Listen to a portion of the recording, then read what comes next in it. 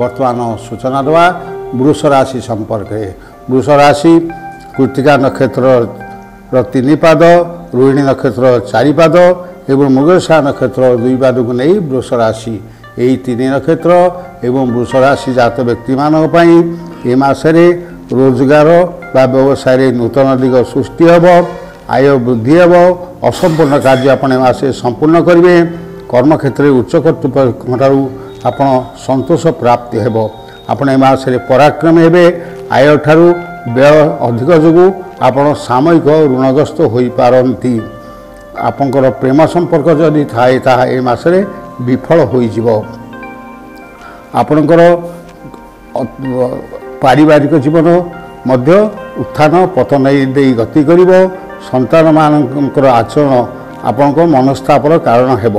पाखपड़ोशी मानक सह संपर्क में तिक्तता आसीबो। महिला माने परिश्रम हेबे एवं एही राशि जात छात्र छात्री माने पाठरे मध्यम फल पाइबे। आपणकर शुभ रंग हेउची धला।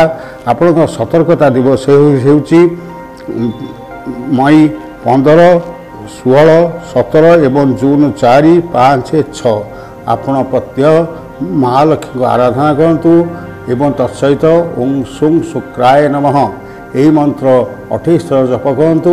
आपणकर अशुभ फल थिले शुभ फल मिलिबो। जदि जातक शुभ फल थाए ता अधिक शुभ फल हेबो। किंतु आपण कौन शुक्रवार दिन आमिष भक्षण करंतु नाही।